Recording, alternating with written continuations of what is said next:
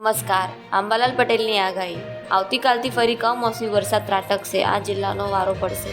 હવામાન વિભાગે આગામી 3 દિવસમાં તાપમાનમાં કોઈ મોટો ફેરફાર નહીં થાય તેવું જણાવ્યું છે, જેથી હાલ રાજ્યમાં ઠંડીનો ચમકારો યથાવત છે. ગત 3 દિવસમાં તાપમાનમાં 2.5 ડિગ્રીનો ઘટાડો થયો છે, જેથી વાતાવરણમાં ઠંડી અનુભવાઈ રહી છે.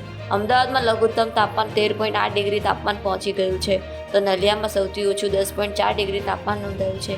ડીસામાં 10.5 ડિગ્રી, કંડલામાં 10.9 ડિગ્રી તાપમાન નોંધાયું છે, જ્યારે કે ગાંધીનગરમાં 12.8 ડિગ્રી, વડોદરામાં 11 ડિગ્રી, સુરતમાં 15.6 ડિગ્રી અને રાજકોટમાં 12.4 ડિગ્રી તાપમાન નોંધાયું છે.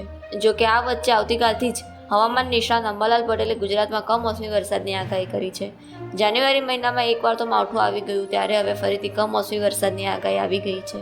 ભૂમધ્ય સાગરમાં ફરી એકવાર ચક્રવાત આવવાનો છે, જેની અસર ભારતના પશ્ચિમ ભાગ ઉપર થશે, પરંતુ ગુજરાત પર તેની અસર કમોસમી વરસાદ આવશે. 24 થી 26 જાન્યુઆરીએ વેસ્ટર્ન ડિસ્ટર્બન્સ અસર ગુજરાતમાં જોવા મળશે, જેની અસરના ભાગરૂપે કચ્છ, પશ્ચિમ સૌરાષ્ટ્રમાં વરસાદની શક્યતા છે, જ્યારે ગુજરાતના અન્ય ભાગોમાં વાદળવાયુ વાતાવરણ રહેવાની શક્યતા છે, જેના કારણે રાજ્યમાં વાદળવાયુ વાતાવરણ રહેશે. આવા રોજબરોજના સમાચાર સાંભળવા માટે અમારી ચેનલને સબસ્ક્રાઇબ કરો અને લાઇક કરો.